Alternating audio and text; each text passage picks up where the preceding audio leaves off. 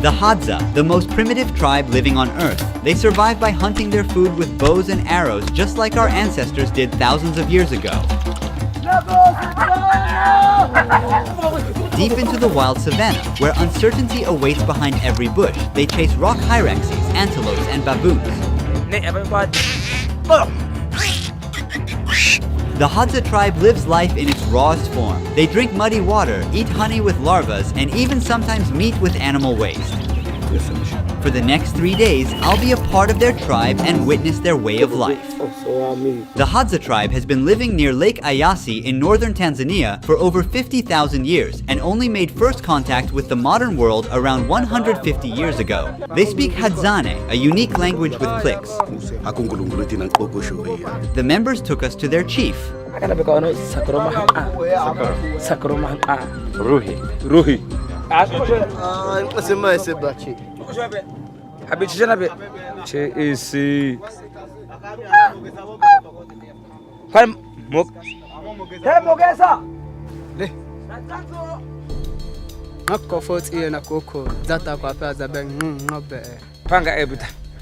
Hunting skills are evident in the leather and furs they wear. What is this on your head? Baboon.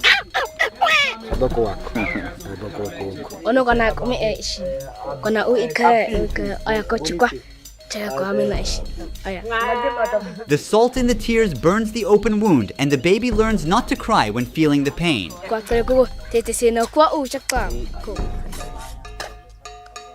Here, a young group of people are crafting and repairing their gears for the next hunt. It's a skill passed down through generations.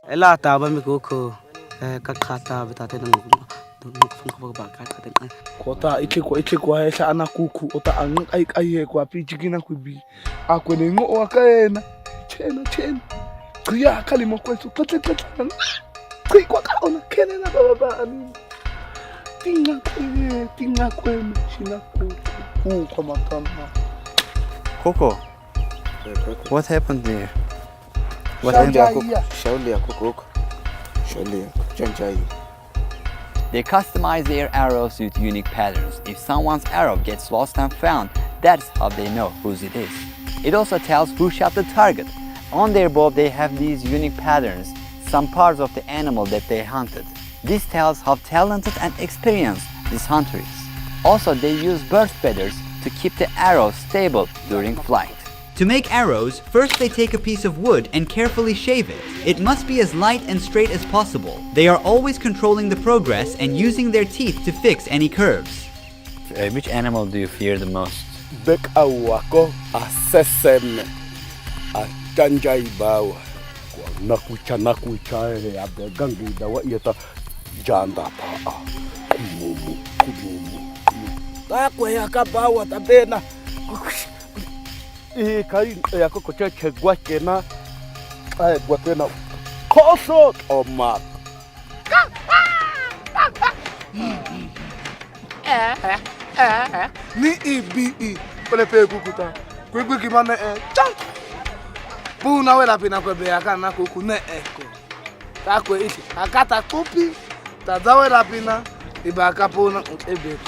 We've gathered before the break of dawn. Sakura is yelling to wake up the other hunters.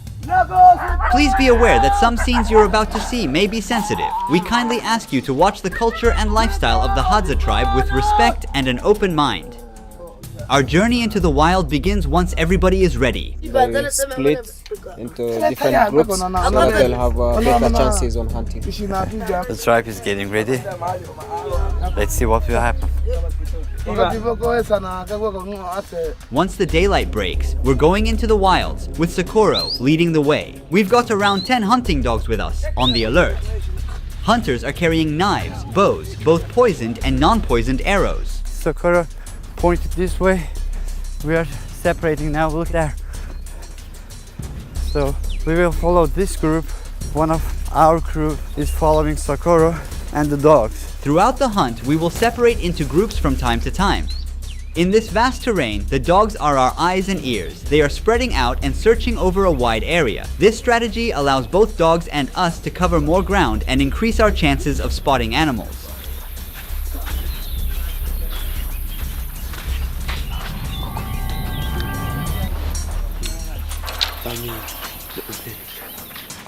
Ya de tana de gili bawa teko pakacho hazako bawa kate pet ushubi bawa bogo logia hama be ena. This is how they drink water. They use this muddy palm. First they blow and then drink.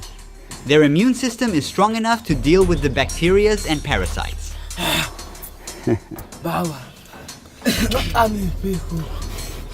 They don't care whether it's clean or not. The dog's starting to run. There's something there. Run. He's gonna put the long stick inside that hole. He's trying to move the animal to come out. The previous stick wasn't long enough. Now he's making a longer one. Dog is trying to dig a bigger hole to make it easier to grab the animal. Watch over.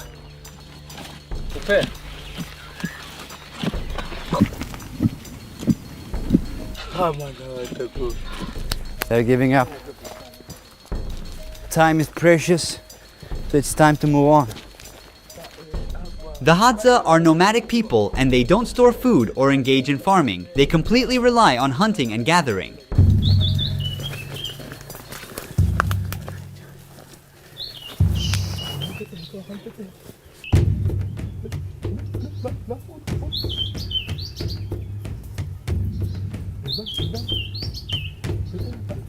They're teaming up to catch the squirrel. One hunter shakes the tree to confuse the animal and make it run towards the other hunter.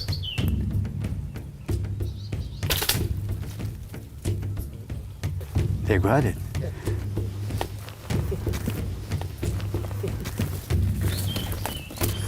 This is the first hunt of the day.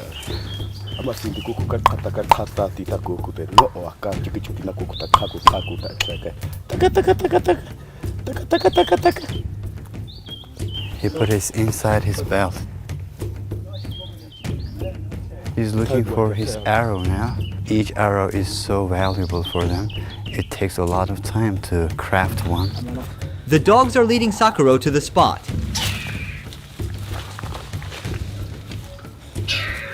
He's filling in the openings with grass to stop the animal from getting away.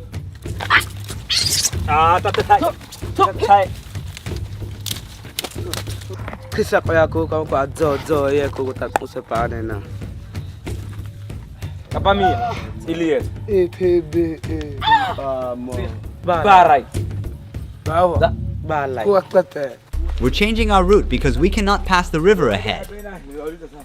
Finally, it's time for rest. It has been 4 hours that we are walking. If you look at this tree, these things always get us. They are sharp and they tear down our clothes. The name is acacia. Sakuro keeps watch on the other hunters below. The dogs catch these rock hyrax, but they ate half of it. Now Sakuro is sliding through the rocks to move downhill. Thorns prick his legs. He's cutting down the branches to clear his path. In the meantime, the boy pushes his body into the gap between the rocks. He completely disappears.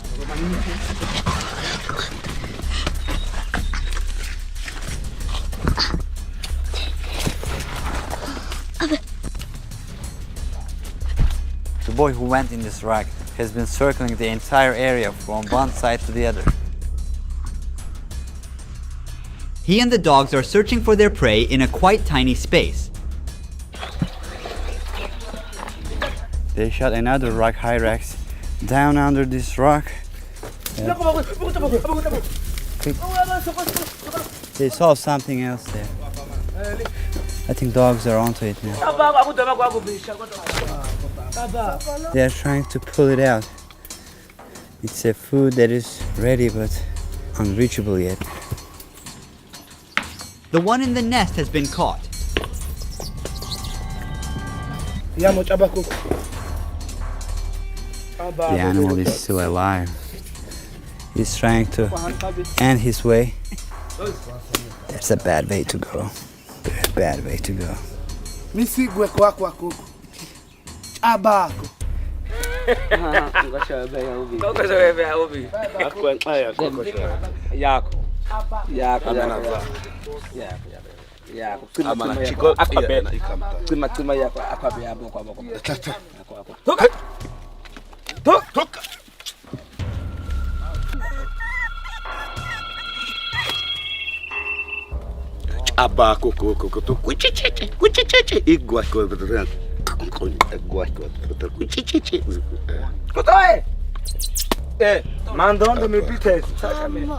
This is the third rock hyrax.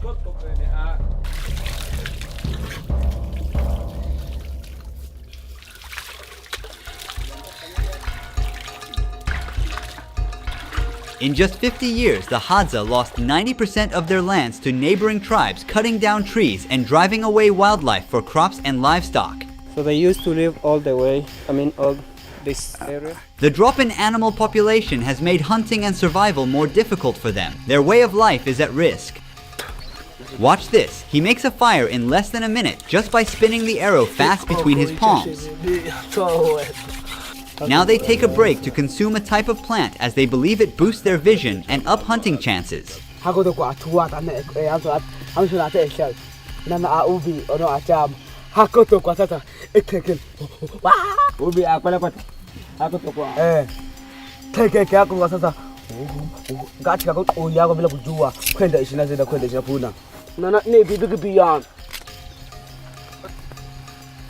Even walking in this terrain is a challenge. I got stuck again. Move it anti-clockwise. Put it on the other side. This way. This way? The other way? Up. The boy is looking for a mongoose. He's checking every gap he can reach.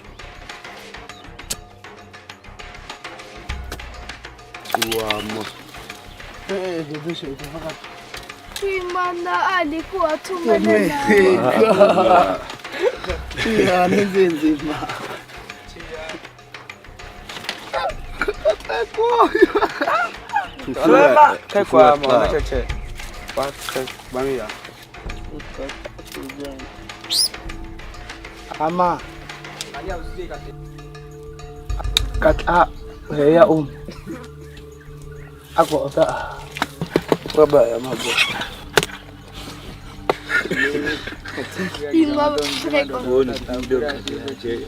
Don't judge, this is the way they live. This is how our ancestors has survived. Tumabi.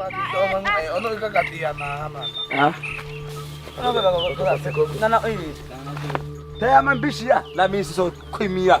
Ama kan bishiya. Da kwa hapo katokwa. Aje huku bao. Ikipibita akweko. Ukua ono ishino kwa bana. Igato Like that. weso gatena. Yena kwete ochagwa kona kagwete. It was a very tiring hunt. Very tiring. We walked 36,000 steps in just 7 hours while tracing animals in the mountains. He says for the baboons, they prefer the bottom meat. And which part? Ukwabi epako mane. Bamizu amakwa akakata. Dogs are waiting patiently to get some pieces of the leftovers. Ikamsena nina tepo apa ina nata kuloma akoto kwa chiki yako. Iso amanga paka kani eleweshe itamta ndio baki apa. They start eating the hunted animal from the nails. They don't waste any part of it. They consume the meat along with soft bones. You can hear the pops and cracks with each bite they take.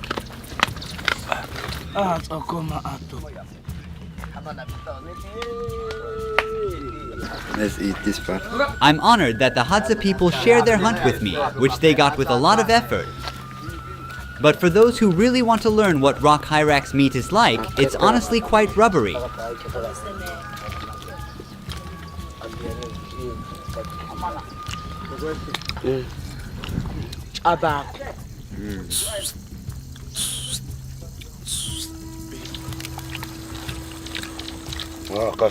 They spend their free time making new arrows to replace the ones they have lost during the hunt.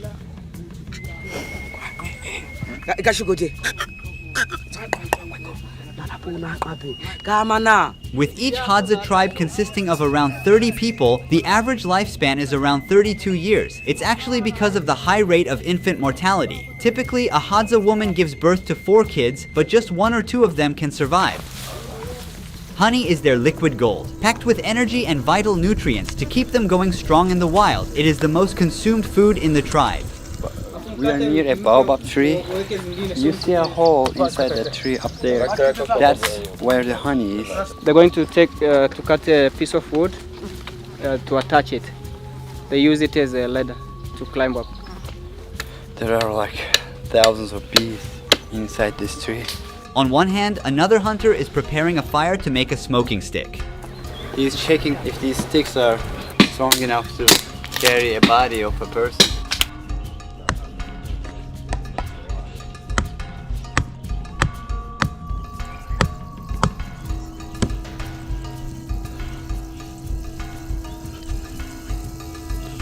Now he puts the smoking stick into the hive to calm the bees for a short time. This loud buzzing is coming from thousands of bees. He still gets stung numerous times, but bears the pain to get to the honey. He must hurry because the bees will get out of the hive and we don't want to be chased by them.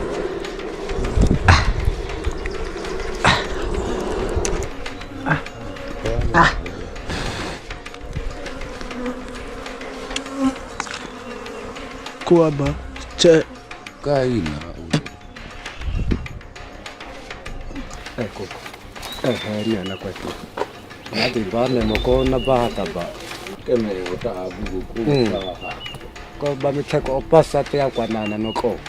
There is very little honey in it. It's mostly wax. And there are some larvae inside. Let me show you. For the Hadza, honey is not just food, but also their currency. They exchange it for sharp metal tools, glass beads, tire shoes, and corn flour. They don't use money or even a developed numerical system for counting. In Hadzane, 1 and 2 are the only numbers. Even today, they don't keep track of time. Clocks and calendars have no place here. They don't have time-based events like birthdays or religious holidays. Does he know how old is he? Nowadays, some of them have learned the official language of Tanzania and have borrowed numbers, but most still can't count up to 10. To express numbers beyond 5, like the 8 in this case, he needs to combine them.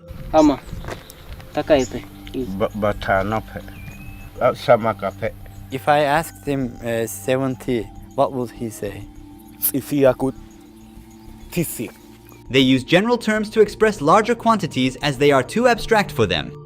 Do they always have that baboon hunting in their mind?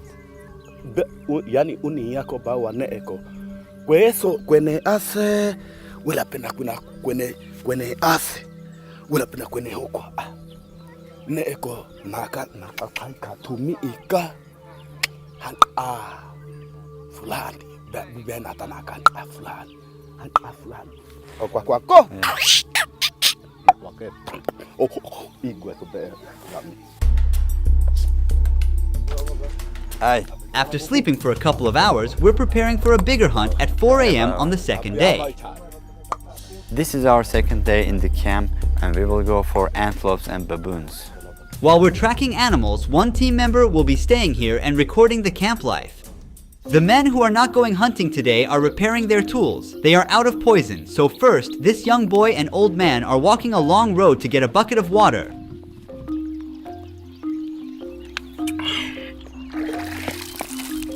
Busy with their daily tasks, they still keep an eye out, taking advantage of any opportunity to hunt down something for today's meal. After several unsuccessful attempts, he finds a large snail on the way back to camp.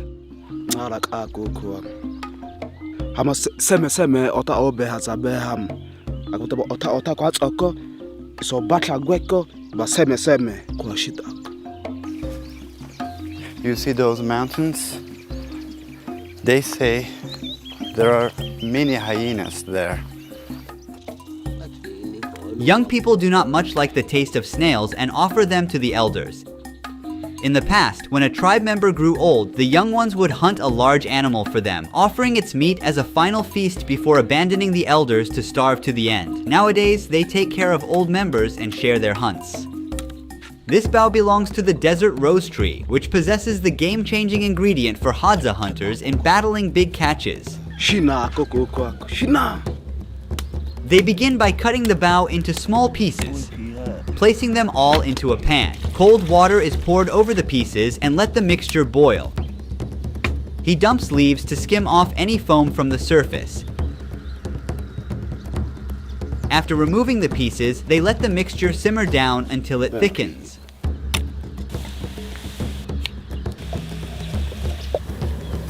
With one last stir, he transfers the essence onto a rock and adds a splash of water. Finally, he adds a bit of ash into it and mixes it by crushing it with a stone. And there you have it, a black, sticky, poisonous paste. He carefully coats the arrow tip with it. Now this arrow is ready for action. He rubs his hands on the grass to clean the poison. Ako koko akana besak adani yako. Bititi yako koko unini na ateni na koko. Ako koko kwa tempe. Iko chi koko paka ko inkono ko duli duli. Pai pude ito koko ta. Ewe koko ta. Tu. Paka te. Popoko komatiko. Angana atokwana koko. Akoro otona. Ako koko. While men search for meat and honey, women gather fruits, vegetables, and greens. Right now they unearth roots and tubers by using digging sticks. They are like nature's nutrient storage units. Here she found a wild potato.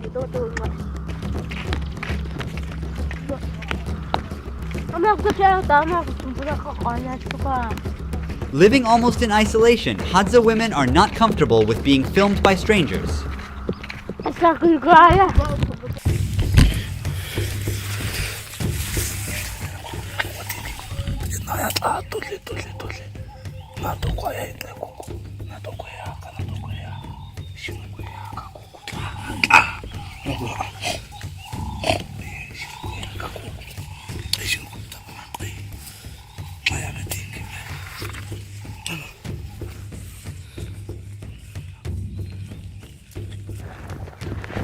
Look, pig digged here. Another scratch on this tree.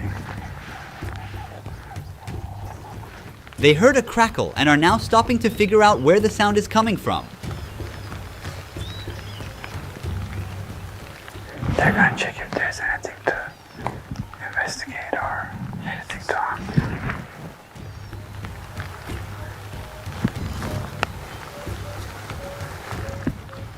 Nothing. Because of the rain, animals hide in their tunnels or shelters. Do you see the nest of a very small animal called bush baby?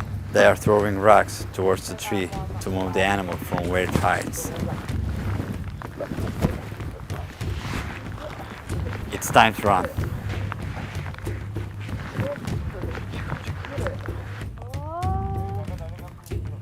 Missed. There's no missing from here. Oh! They're having fun. Animal has nowhere else to go. Look, look. Kahena na check hina. Ikea. There's another one. The boy has spotted another bush baby nest. It's hiding inside. After the second attempt, it becomes unable to move. He's now clearing a path for himself to climb the tree. The boy has started to climb up to the bush baby's nest. He's getting closer and got it, right by the tail. The bush baby's eyes are full of worry and it's tightly holding on its nest, trying to protect itself. But no chance left for the little one. Still alive.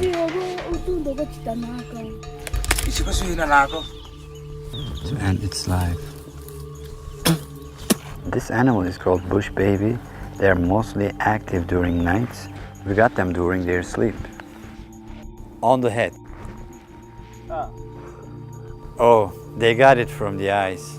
It went from here and came out from there.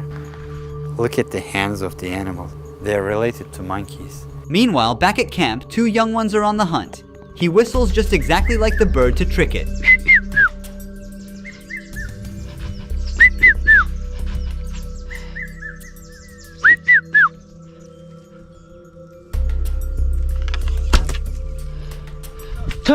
So near, yet so far, he missed it.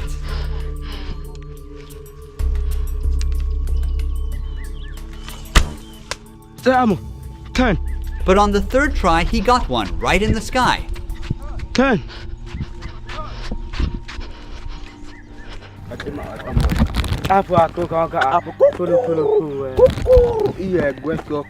What happened to this dog? He's got a lot of scratches. Baboon? Yeah. Since rain has stopped, the animals can now come out of their shelters. And Hadza are ready to get them.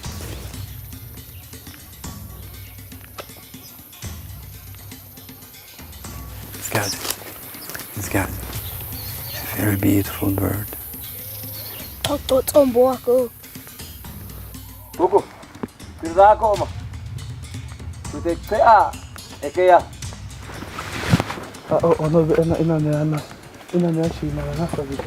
Dogs seem so sure. There is definitely something.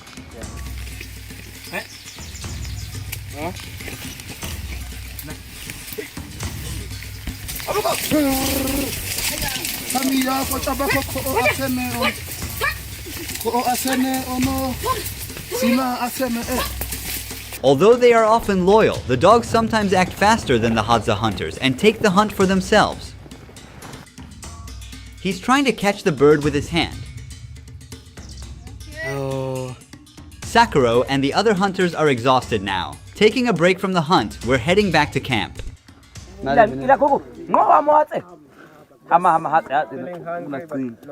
is the last time he ate?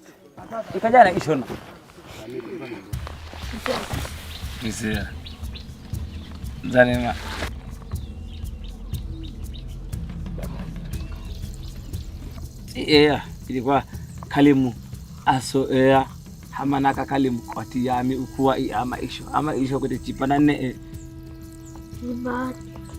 akwa ne kama isho unu amo. What does he think about death? Where does he think he will go when he dies? Kuku kote misi atumia amana yamu abaya amo kote tumia amana. Young ones are still learning how to shoot an arrow, and this is their class time.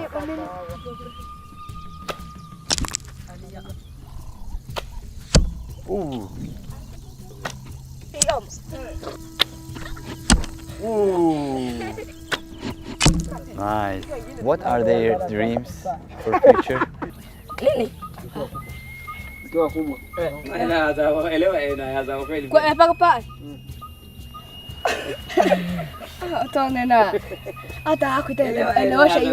Sometimes it's difficult to understand the question. You tell them to talk about the future. Yeah, they don't have future concept. Kote iyo yako tatoga be pokosho ebe isokwena koi hankabe Puna. Early again, we're on day 3 with the Hadza tribe. While we were sleeping, a group that had gone out for a night hunt has just made it back.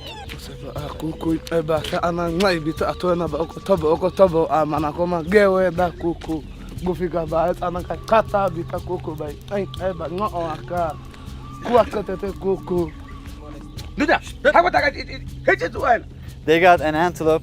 It's called dik-dik. While we are getting closer to the baboons, those who stayed at the camp have started to build a hut. Right now, 2 men are heading into the bush to collect suitable branches and leaves.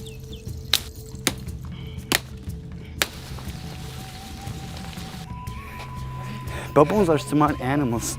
They keep moving around when they sense something. They don't like human contact. You have to keep up, come on. They went to ask if they saw any baboons around. We are smart, but so they are. They can sense that we are closing in. We'll keep searching them. That means we've got to up our strategy. It's all about staying one step ahead. Those at the camp are now whistling to reach out to their friends who have gone on a morning honey hunt, wishing to join in and eat wild honey. Now they're enjoying the sweet treat.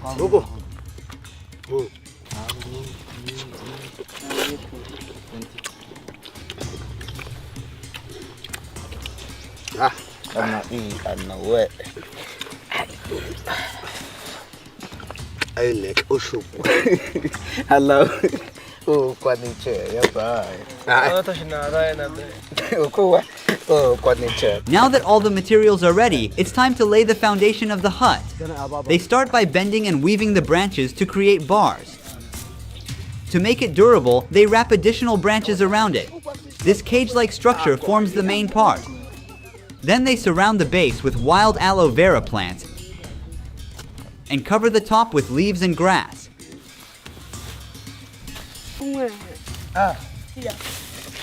For the finishing touches, they tuck some white flowers.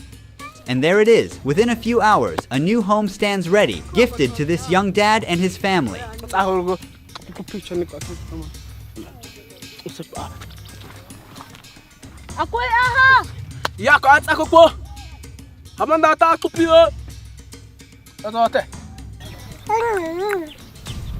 Baboons get up those baobab trees, so they are checking each and every tree. But our main objective is to get to those rocks. They say that baboons are living there. As we are walking along the path, we spot a group of rock hyraxes hiding into the rocks below. They got all the 5 rock hyraxes. Now it's time to move on for baboons. They are hungrily eating the stomach, filled with an almost fecal-like mixture of half-digested food and stomach acids. Sakura says they checked all the areas and couldn't find any baboons, but we will try our luck during night. Baboons can learn from past experiences, avoiding places where they have faced threats. It seems they are abandoned here. The Hadza are adapting their strategy. They will chase baboons in another part of the region tonight. Both predators and prey are constantly learning and adjusting. It's like hide and seek, but in a wild setup. Now we are on baboon hunting. It's getting darker. Some of the tribe members detected where they are living. They are on a tree. We will be extra silent. Baboons are not nocturnal animals. They're active during the morning, and at night, they sleep in trees where they are protected from predators, mostly leopards, hyenas, and humans. We will increase the ISO of the camera and we will be able to see with noise. I can't see an inch in front of me. We gotta stick close to the hunters. Don't want to accidentally be shot by a poisonous arrow. We are heading deeper into baboon habitat. I feel like we disturbed the forest.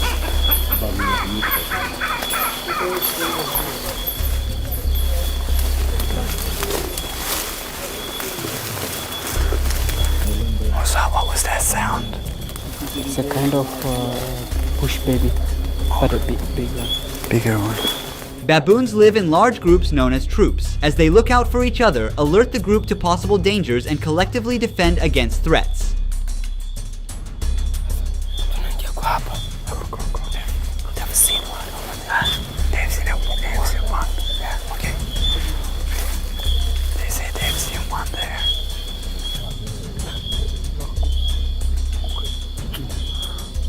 We have to move. They are not here. Baboons are extremely agile and can move quickly both on the ground and on the trees. They are trying to decide which way to go.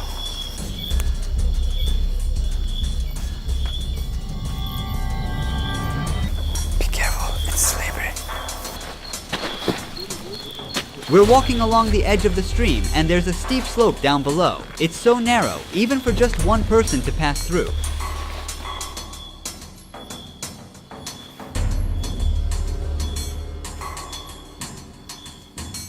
It has been 1.5 hours. We haven't seen any baboon. They are looking all over the place.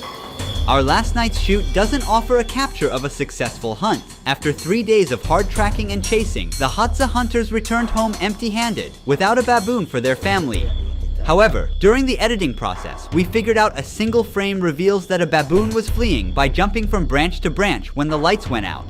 They were aware of humans' physical limitations and patiently waited for the lights to go out to quietly run away in the dark. This unexpected twist shows survival doesn't always favor the strong or the smart. It is about being the most adaptable. We came to the end of baboon hunting. We weren't successful.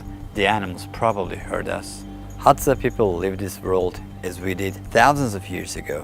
One of the biggest threats to this community is, of course, modernization and losing this unique human culture. They are like a window to the past. They are the last of our first. Hi, in the beginning of last month, my YouTube channel was hijacked, and the hackers, the labor thieves, deleted all of my videos from my YouTube channel. 12 years of my work was gone. This sudden act caused my monthly earnings to drop to zero in just one click. We have eventually saved all the videos from our backup files. However, the algorithm no longer favors our recovered videos. As a result, the number of views we get from these videos has significantly decreased, causing us to lose our passive income. Because of this, our expected financial loss for the entirety of this year is at least $75,000, and we can't afford to fall that far behind. We strive to increase our documentary's quality in each video we make and try to broadcast in 14 different languages.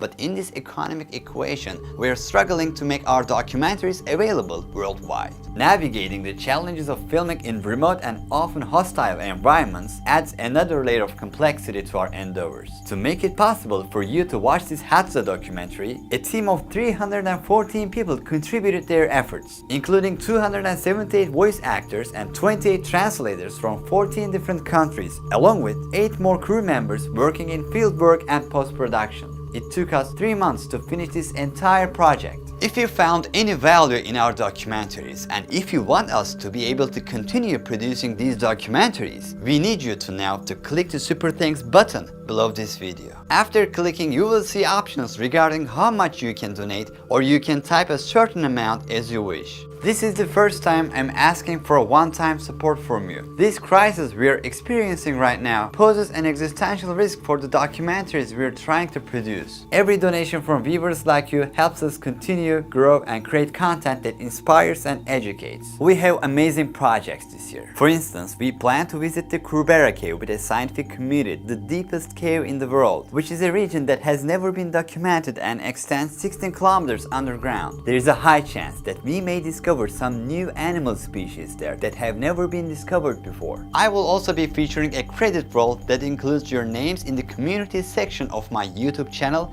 as my way of saying thank you and recognizing your contributions. Before the hacking, our channel was going great. We were about to go global, but this sudden change cut us off immediately.